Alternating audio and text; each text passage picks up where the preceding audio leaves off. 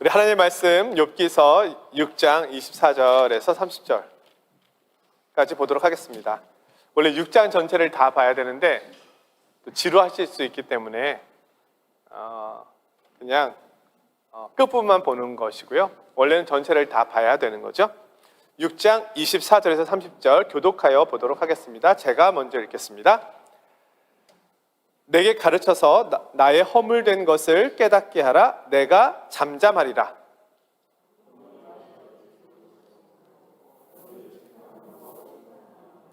너희가 남의 말을 꾸짖을 생각을 하나 실망한 자의 말은 바람에 날아가느니라.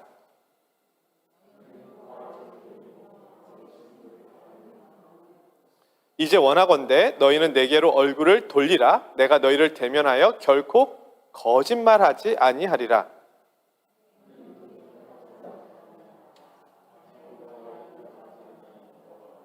함께 있습니다. 내 혀에 어찌 불의한 것이 있으랴? 내 미각이 어찌 속임을 분간하지 못하랴? 아멘. 오늘 본문은 엘리바스의 욥에 대한 책망, 훈계, 가르침 다음에 나오는 욥의 변명, 아니면은 욥의 논리라고 해야 되나요? 우리가 앞장에서 4장, 5장에 걸쳐서 엘리바스가 욥을 위로하기 위해서 왔다가 자신의 말을 듣지 않는 욥을 보면서 점점 감정의 골이 깊어지기 시작합니다. 엘리바스의 욥을 향한 논증, 책망은 한 가지로 요약될 수 있습니다. 욥, 너 지금 고난 있잖아. 너 지금 힘들잖아. 그거 하나님께 벌 받아서야. 네가 죄를 범하였기 때문이지. 죄인은 반드시 망하잖아. 네가 망할 위치에 있게 된 건 네가 죄인이기 때문이야. 이거를 악인 필망론 이렇게 얘기할 수 있습니다. 악인은 반드시 망한다. 사실은 구약 성경에서 이 내용을 말하고 있지 않은 것이 아니라 실제로 이 내용을 많이 말하고 있습니다. 대부분 말하고 있는 거예요. 내가 율법에 지켜 순종하면 복을 받는다. 율법을 지키지 않고 순종하지 않으면 벌을 받는다. 이 말씀에 비춰 보더라도 욥이 지금 벌을 받는 것은 거꾸로 올라가면 율법에 순종하지 않았기 때문이다.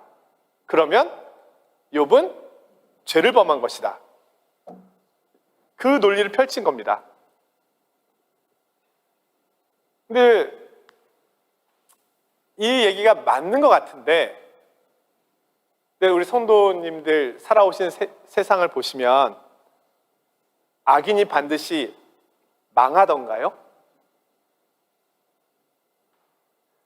거꾸로 의인은 반드시 복을 받던가요? 그럼 이제 우리는 망한다는 것이 무엇이고 복을 받는다는 것이 무엇인지를 다시 생각해 봐야 됩니다. 이 땅에서 건강하고 그 다음에 부유해지고 자녀들이 다 잘 되고 이것이 복이라면 그러면 지금 이슬람권에서 때로는 북한의 지하교회에서 그리고 우리가 알고 있는 초대교회의 많은 순교자들의 삶의 자리에서 감옥에서 형장에서 사라져갔던 그들은 부유해지지도 않았고 건강하지도 않았고 자녀들이 잘 되지도 않았는데 그러면 그들은 도리어 예수님을 믿었다는 이유로 신앙을 가졌다는 이유로 더 어려움을 겪었는데 오늘 말씀 묵상 본문이 빌립보서였잖아요. 바울 사도가 감옥에 갇혔잖아요. 자유인이었는데 예수님의 복음을 전했다는 이유로 자유인이 옥에 갇혀서 자유를 박탈당하게 되었습니다. 그러나 바울을 핍박한 이들은 밖에서 지금 번영을 누리고 잘 살아가고 있습니다. 예수님을 못 박았던 이들은 대제사장과 사두개인과 바리새인들, 율법사들, 당시의 권력자들이었던 사두개인들, 그들의 말 한마디면 공회를 열어서 사람들을 풀어줄 수도 있고 죽일 수도 있었던 그 큰 권력의 위치에 있었던 이들. 그럼 그들은요, 복을 받은 것입니까? 그러면 바울 사도나 순교의 길을 걸었던 믿음의 사람들은 벌을 받은 것입니까? 사실 악인 필망이라고 할 때 이 부분에 대해서 사실 우리는 고민이 있습니다. 사실은 그렇게 돼야 되잖아요. 네? 성경은요, 구약 성경은 대부분 우리의 복을 이야기할 때 이 땅에서 누리는 복을 이야기합니다. 구약 성경은 상징적으로 그렇게 이야기를 하고 있어요.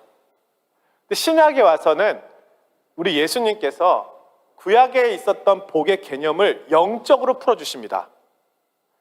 구약에서의 복은 물질적인 거였어요. 눈에 보이는 거였어요. 근데 신약에 와서의 복의 개념은 눈에 보이는 것이거나 물질적인 것이 대부분이 아닙니다.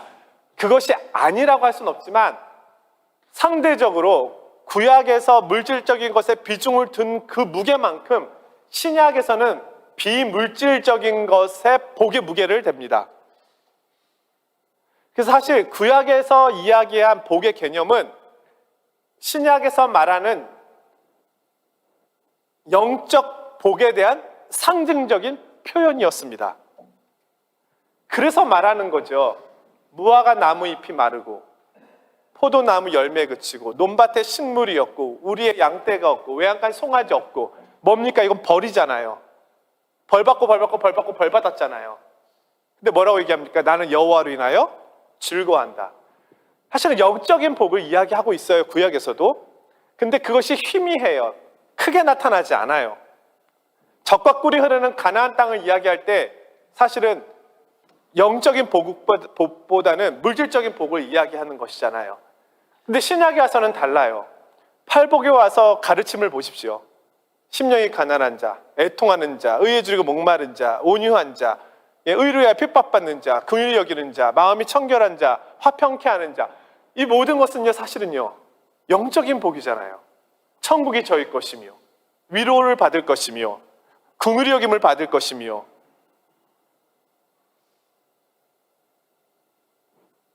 사실 삭개오 같은 사람만 봐도 분명하잖아요. 그는 세리장이었습니다. 예수를 만났습니다. 더 큰 부자가 되지 않았습니다. 도리어 그는 자기 재산의 절반을 가난한 자들을 위해 나눠줬고요. 누구에게 훔친 것이 있으면 5배나 더 갚아주겠다고 했습니다. 예수를 만난 후에 그는 가난해졌습니다. 바울 사도는요, 바리새인 중에 바리새인이요, 권력도 있었습니다. 예? 존경도 있었습니다. 많은 사람들이 부러워하는 위치에 있었습니다. 그 예수를 만난 후에는요, 그는 가난해졌습니다. 후원을 받아야 됐습니다. 후원을 받지 못할 때는 스스로 자비랑을 해야만 했습니다. 감옥에 갇혔습니다. 자기가 탄 배가 파손당했습니다. 강도를 만났습니다. 예수를 만났기 때문입니다. 그래서 사실은요, 구약의 관점으로 보면 이 욥기는, 이 엘리바스의 이야기는 우리가 이해가 돼요. 그리고 신약의 관점에서 봐도 사실은 틀리지는 않아요. 그러나 오늘 이 욥기서가 이야기하는 것은 엘리바스의 이야기가 100% 틀렸다고 하는 이야기가 아니라 엘리바스의 이야기가 100% 맞지 않다고 얘기하는 거예요. 하나님의 지혜와 이 세상을 다스려 가시는 방식은 우리가 알고 깨닫고 경험한 것보다 훨씬 더 크고 깊고 넓다라는 걸 이야기하는 거예요. 근데 엘리바스가 자신의 경험으로 봤을 때 악인은 반드시 망하거든요. 근데 망한다는 게 뭡니까? 물질적으로 망하고 경제적으로 망하고 똑같은 얘기인가요? 자녀들이 망하고 몸이 망하고 지금 욥은 다 망했잖아요. 구약시대의 관점에서 보면 욥은 진짜 천벌받은 거예요. 다 망했어요. 성한 것이 하나도 없어요. 그리고 심지어 가장 가까이에 있는 아내조차도 하나님을 욕하고 죽으라. 언제까지 당신의 신실함을 지키겠느냐 하면서 욥을 이해하지 못합니다. 욥은 홀로 외롭게 고독하게 남았습니다. 악인 필망입니다.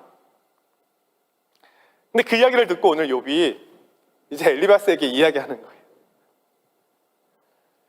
우리가 함께 읽지 않았지만 욥의 이야기를 잠깐 설명해 드리면, 나의 괴로움은 저 땅의 모든 그 파멸을 저울 위에 올려놓은 것보다, 그리고 땅의 모든 모래를 올려놓은 것보다 나의 괴로움은 무겁다.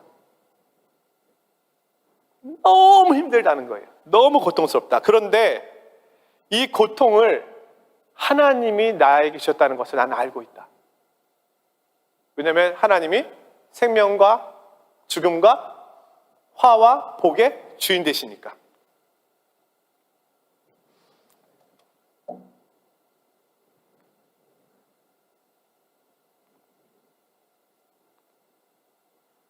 그러나 하나님께서 나를 이렇게 하셔서 내가 생명의 기운을 잃고 삶의 의욕도 잃고 모든 것을 잃었다 하지만, 그래도 친구들은 나를 위로해 줄 줄 알았다. 그 얘기가 이제 14절에 나오거든요. 그런데 내 친구들은 나를 위로해 주기보다는 이 건조한 땅에 잠깐 내렸던 비, 이 사막 기후에서 비가 내리면 홍수가 나잖아요. 근데 순간 그게 촥 빠져버리기 때문에 다시 건조해지거든요. 비가 언제 왔는지 모를 정도로 홍수였다가 가뭄이 되는 거죠.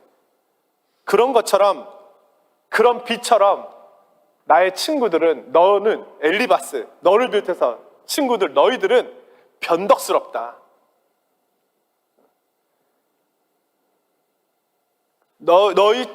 너희가 내린 비를 보고 양떼들을 끌고 물을 먹으러 왔다가 물이 쫙 빠져버려서 아무것도 먹이지 못하고 돌아가는 그런 상인들처럼 너희들은 아무런 도움이 되지 않는다. 이렇게 이야기를 합니다. 그래서 21절에 이렇게 이야기해요. 이제 너희는 아무것도 아니로구나.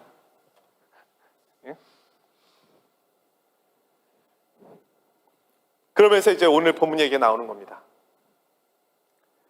내게 가르쳐서 나의 허물된 것을 깨닫게 해봐라. 도대체 내가 뭘 잘못했는지 아무리 깨닫게 한들 너희가 하는 그 말이 맞다면 왜 나를 깨우치지 못하겠느냐. 나를 깨우치지 못한다는 것은, 나를 더 고통스럽게 한다는 것은 너희가 틀렸다는 것이다. 너희는 고아를 책망하고 친구를 팔아넘기는 그런 사람과 같다.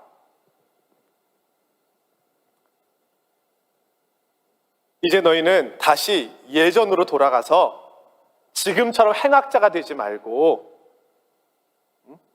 나를 위로하는 자가 좀 되라. 내 혀에는 불의한 것이 없다. 내가 왜 그것을 모르겠느냐 하고 이제 딱 받아치는 겁니다. 나는 의롭다.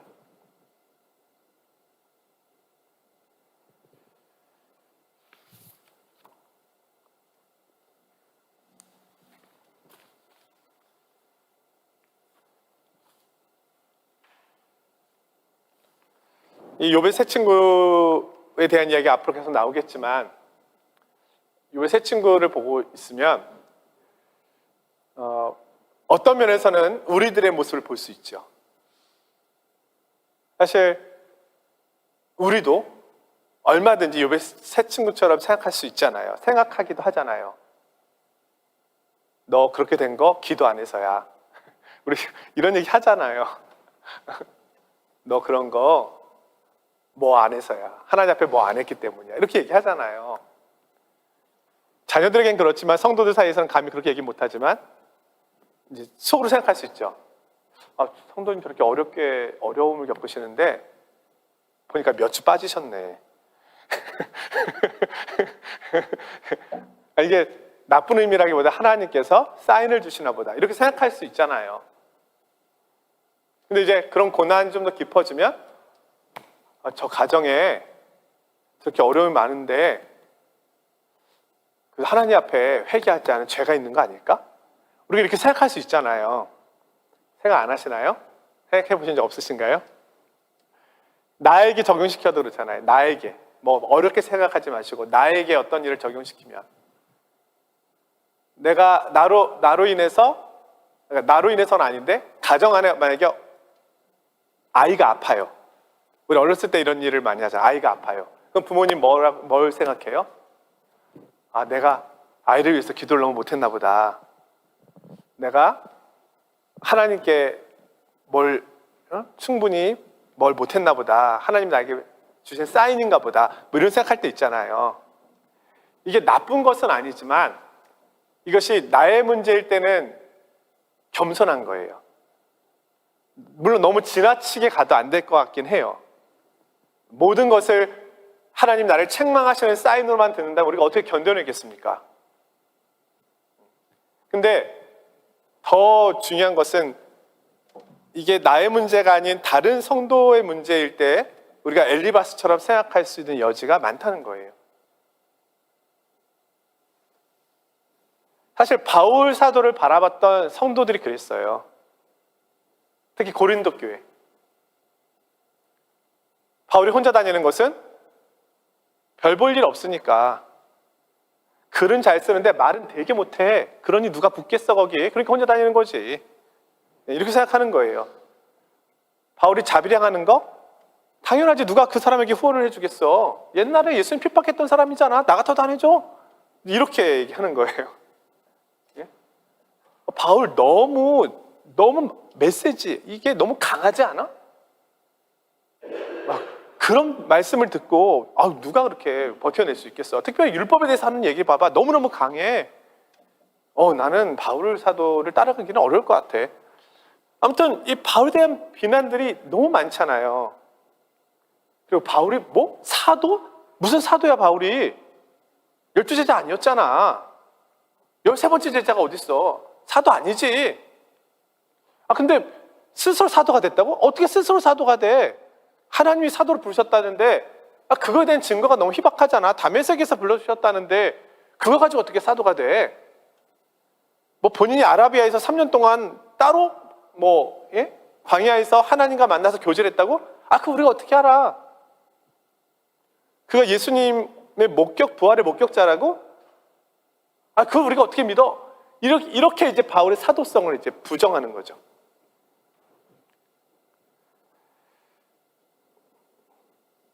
이런 부분은 사실은 예수님에게도 사실 해당될 수 있잖아요. 지금 성탄절이 다가오고 있는데 우리를 위한 구원자가 베들레헴. 그러나 베들레헴에서 태어나셨지만 예수님은 나사렛에서 자라셨잖아요. 사람들이 예수님을 뭐라고 합니까? 나사렛 출신. 나사렛에서 무슨 선한 곳이 나와. 그 촌동네에서. 아니야. 하나님의 아들이라면 죄인과 함께 식사하지 않지. 어떻게 죄인과 같이 식사해? 저 사람이 세리인 줄 알았다면 가지 않았을걸? 하나님의 아들이 아니야. 하나님의 아들인데 이 성전을 헐고 사흘 만에 짓겠다고? 그 하나님의 아들이 할 얘기가 아니지. 안식일 날 밀 이삭을 털어서 먹었다고? 안식일 일하면 안 되지. 율법을 어겼네. 보니까 귀신 중에 귀신이야. 바알세불이네. 바알세불이야. 예? 성전을 모독했어? 하나님을 모독했어? 자신이 하나님의 아들이라고? 죽을 죄를 졌군. 못 박아야 되겠네. 사람들의 생각이 거기에 그렇게 모여 있는 거잖아요. 근데 사실은 바울 사도는 정말 사도 중에 사도였잖아요. 예수님은 정말 하나님의 아들이시잖아요.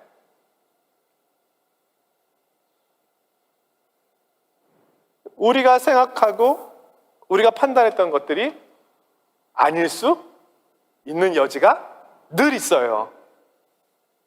늘.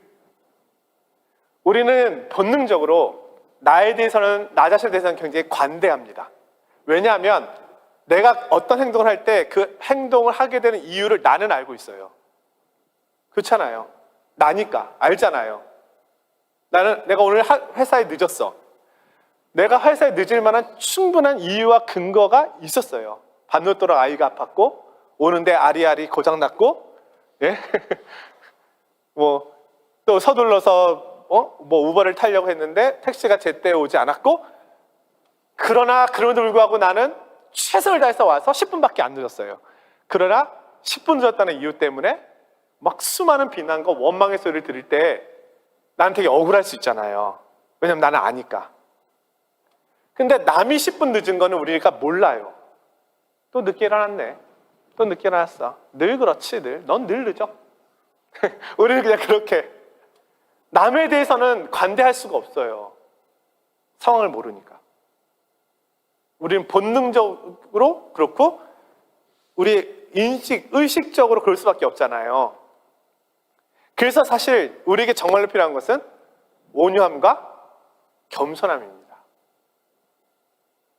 놀라운 것은 우리 예수님께서 죄인들을 찾아가실 때 온유함과 겸손함을 찾아가셨다는 거예요. 왜요? 그들의 형편을 아셨거든요. 삭개오가 왜 나무에 올라갔는지. 사람들은 비웃었어요. 아유, 키가 작아가지고 애쓴다 애써. 그런데 예수님은요, 저가 저렇게 해서라도 나를 보기를 원했던 가난한 마음이 있었구나.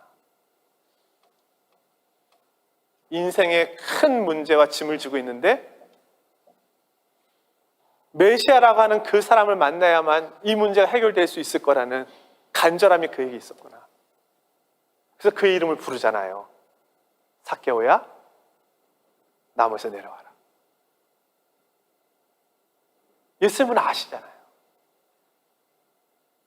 그러니까 사람들에게 찾아갈 때 예수님은 온유하셨던 거예요. 가늠하다 현장에서 잡힌 여인. 사람들은 결과를 가지고 얘기하잖아요. 저런 현장에서 붙잡혔네. 율법에 의하면 돌에 맞아 죽어야 돼. 어떻게 저렇게 할 수 있어? 그러나 예수님은요, 그가 왜 그 현장에 그렇게 있을 수밖에 없었는지, 그가 살아온 삶의 여정과 외로움과 고통과 힘겨움을 아는 거죠. 그의 상처를 아는 거예요. 그러니 그를 보호해 주시는 거예요. 너희 중에 죄 없는 자가 먼저 쳐라. 오늘 우리가 예수님께 사실 갈 수 있는 가장 큰 이유는 예수님이 우리의 형편을 아시기 때문입니다. 내가 왜 울고 있는지, 내가 왜 속상해하고 있는지, 내가 왜 누구를 만나는 것에 대해서 두려워하는지, 내가 어떤 일을 하는 걸 왜 힘겨워하는지, 그걸 아시는 거예요. 그러니 내게 오실 때는 몽둥이 들고 오시는 게 아니라 온유함과 겸손함으로, 때로는 우스꽝스럽게 나귀를 탄 모습으로, 때로는 십자가를 지시는 모습으로, 때로는 십자가에 달리신 모습으로, 때로는 무덤의 문을 열고 나오신 강하신 모습으로, 그런 여러 가지 모습으로 나의 형편에 맞게 오시는 거잖아요. 이 욥의 세 친구들은요, 공감 능력이 없었어요. 제가 곰곰이 생각해 보니까 욥의 세 친구는 고난받은 적이 없나 보다, 이런 생각이 들었어요. 만약에 이 엘리바스나 빌닷이나 소발, 이 친구들이 엘리후를 비롯해서 자신이 욥의 고난에 동참할 수는 없지만 일부분이라도 경험해 봤다면 아마 이렇게 쉽게 욥의 고난에 대해서 이야기할 수 없었을 거예요. 아, 나도 사실은 얼마 전에 이런 일이 있었어. 욥의 마음을 조금 알 것 같아. 근데 이들이 너무 건강하게 잘 자란 거예요. 아프지도 않고 자녀들도 잘 되고, 예? 나름 부유함도 있고. 욥의 이 형편을 살피지 못한 거죠. 근데 우리 예수님은요, 어떻게 우리를 살피실 수 있어요? 아까 말씀드린 것처럼 그분이 이 땅에 오셨거든요. 우리와 같이 사셨거든요. 어떤 이들은 뭐 당시에 목수라고 하는 직업이 돈을 많이 버는 대단한 직업이었다 이렇게 얘기하기도 하는데, 많은 사람들은 예수님이 부유했다라고 생각하지 않아요. 그랬을 때 부유했던 예수님이 뭐 마국간에서 태어나신다는 것 자체도 애매하잖아요. 그러니까 여러 가지 상황들을 볼 때 나사렛이라고 하는 동네가 그렇게 당시에 유명한 동네도 아니었잖아요. 우리 같으면 부유하면 나사렛에서 살지는 않죠. 더 좋은 동네에 살 거 아닙니까?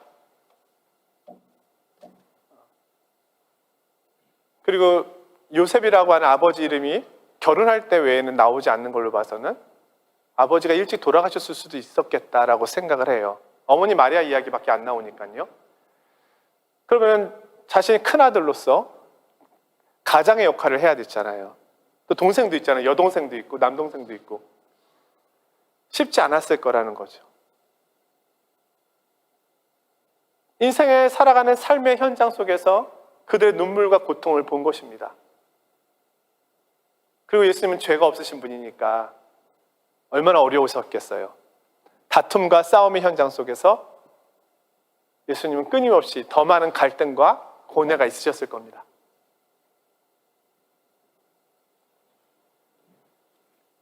그래서 주님은 우리를 아시는 거예요. 주님은 제자들에게도 배신을 당하셨고 죄가 없으신데 거짓 증인들이 섰잖아요. 재판석에. 거짓 증인들이 서가지고 내가 보았소. 저 작자가 저렇게 얘기하는 거 내가 보았소. 근데 매수당한 사람들이었잖아요.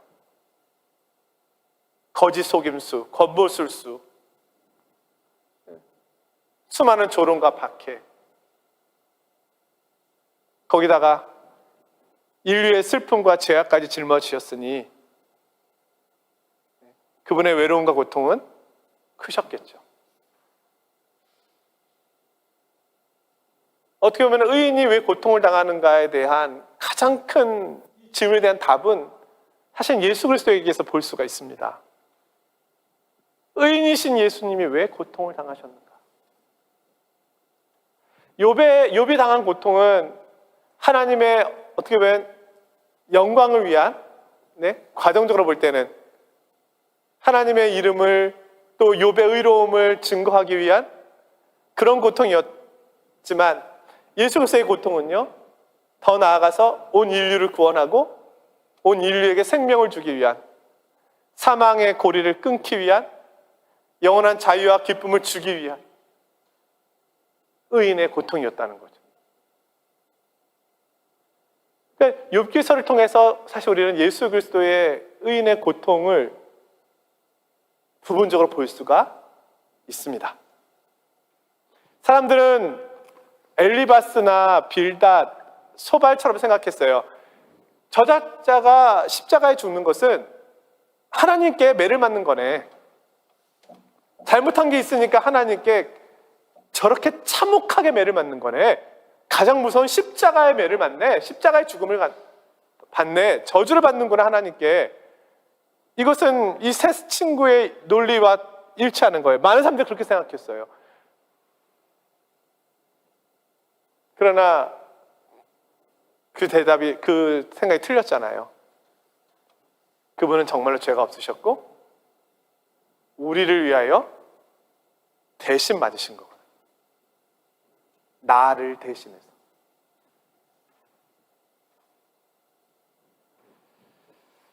요즘 그 한국의 프로그램 중에 노래 경연 프로그램이 있거든요. Sing Again이라고.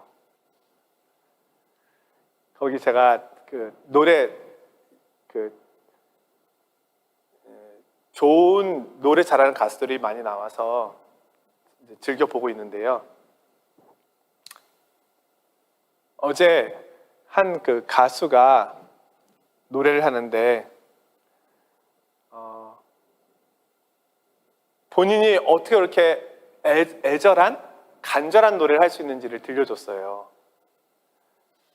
얼마 전에 그분이 한 40대 정도 돼 보이는 가수인데 얼마 전에 한 달 전인가 몇 개월 전에 어머님이 돌아가셨대요. 이제껏 자신이 경험하지 못했던 너무나 큰 슬픔과 고통이 찾아온 거예요. 그러다 보니까 그 감정과 그 이해를 가지고 노래를 보니까 이 노래 가사가 이전과 다르게 보이더라는 거예요. 사랑의 노래였는데 그 노래가 이별의 노래로 해석이 되더래요.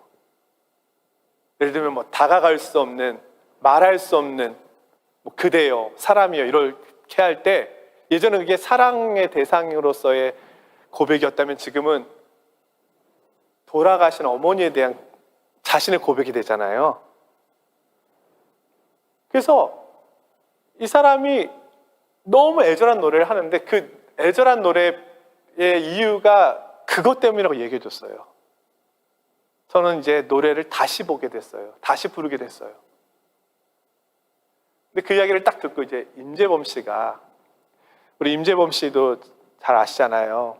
아내가 뇌종양인가요? 암으로 굉장히 오랫동안 투병하다가 죽고 또 부모님도 돌아가시고 한동안 노래를 하지 못할 정도의 정말 어두운 음지 속에 혼자 있었잖아요. 모든 사람들 관계를 끊고. 그러니까 주님을 만났을 때는 고해라는 노래를 불렀고, 그다음에 뭐 비상이라는 노래도 부르고 했었지만 이제 너무 극심한 고통 속에 있다가 다시 이제 최근에 나와서 다시 이제 노래를 하잖아요. 근데 임재범 씨 그런 얘기를 하는 거예요. 지금 노래한 우리 가수분은 지금 자기에게 있는 그 고통이 너무나 큰 아픔이고 슬픔이지만 사실은 그 고통은 저축해 놓은 것과 같아서 그 고통이 있기 때문에 많은 고통 가운데 있는 영혼들을 위로해 줄 수 있다. 그것은 아무나 할 수 있는 게 아니고 당신이 가지고 있는 재산이다. 그렇게 이제 해석을 해주는 거예요. 왜냐하면 본인이 그 과정을 겪었으니까.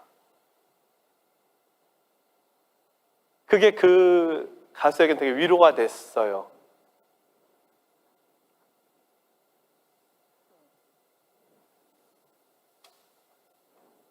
사실 이 욥이 당하고 있는 이 고통이 오늘 우리뿐만 아니라 얼마나 많은 사람들을 위로하고 있습니까? 만약에 이 욥의 고통이 없다면 지금 우리가 늘 이야기하는 거는 악인 필망이에요. 너 뭐 또 잘못했구나. 그래서 고통받는 거야. 우리 해석은 여기 머물러 있을 수도 있어요. 만약에 예수 그리스도의 십자가의 고통이 없었다면 우리는 의인의 고통을 이해 못했을 수도 있어요. 그렇다면 우리 사회가 얼마나 정말 서로 책망하고 서로 연구하고 서로 살펴보는 사회가 됐겠습니까? 근데 이 욥기서가 있기 때문에 우리가 고난에 대한 다른 해석이 가능해졌고 예수께서 십자가 사건이 있기 때문에 의인의 고통이라는 것이 무엇인지 알기 때문에 우리가 그 사랑을 받았기 때문에 다른 사람의 고통을 끌어안을 수 있고 그들을 위로할 수 있고 그들을 위로할 때 어떤 이름으로 위로합니까? 예수 그리스도의 이름으로 위로하잖아요. 나는 내가 위로하기엔 부족하지만 주님은 너를 아셔. 주님이 그 큰 고통 속에 들어가 계셨기 때문에 우리를 위로하실 수 있고, 그분이 우리의 죄를 짊어지셨기 때문에 죄인들을 이해하실 수 있고, 그분이 사망의 길을 걸어가셨기 때문에 지금 사망 가운데 있는 우리에게 찾아오셔서 생명을 이야기하실 수 있고, 우리가 그분의 그 고통 속에서 그분의 부유함을 보게 되는 거죠. 그리고 이제는 우리도 그 수를 따라 그분을 닮아가는 겁니다. 오늘 아침에 묵상한 빌립보서의 말씀은 그거예요. 옥에 갇힌 바울이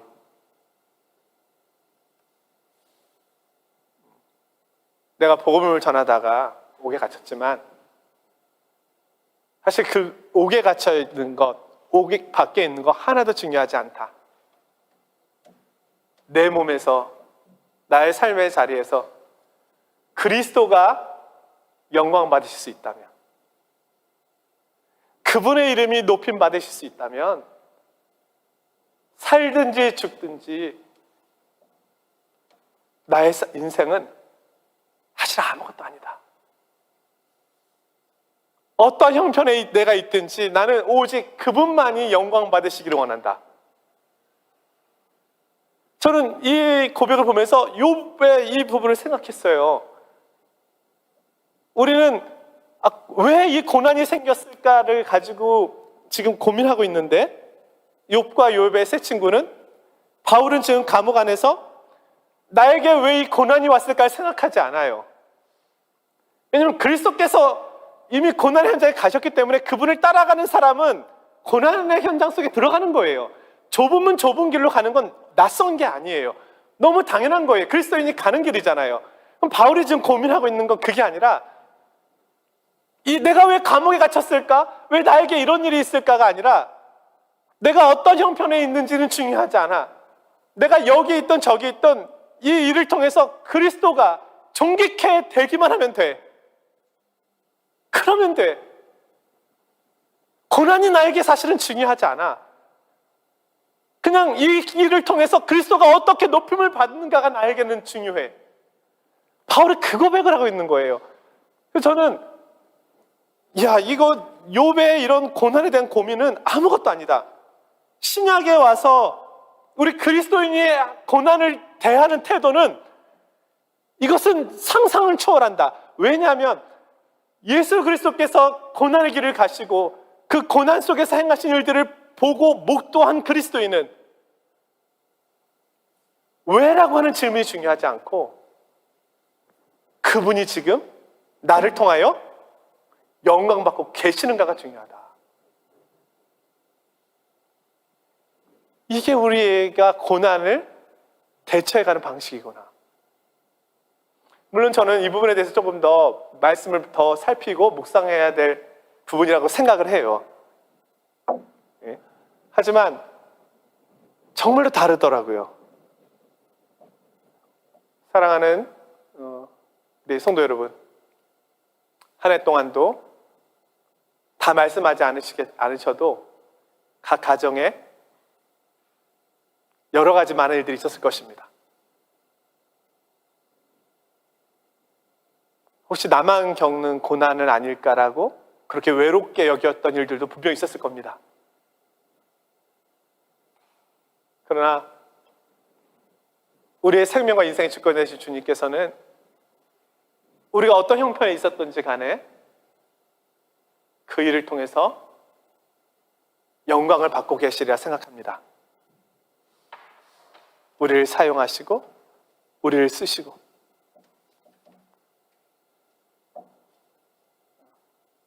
우리를 붙드시고, 이제 새롭게 펼쳐지는 내년 한 해도 우리는 왜라고 하는 질문을 달려갈지 모르지만, 그러나 우리가 그 질문을 좀 뒤로 하고 그리스도의 영광을 위하여 나의 삶은 그분의 손 안에서 가고 있다. 이렇게 생각한다면 우리의 시선과 관점이 조금은 바뀌지 않을까 싶습니다. 욥의 세 친구와 같은 그런 연구자가 아니라 그리스도의 뒤를 따라가는 참된 위로자로 그렇게 믿음의 길을 잘 걸어가시는 저와 우리 성도님들이 되시기를 주님의 이름으로 축원드립니다.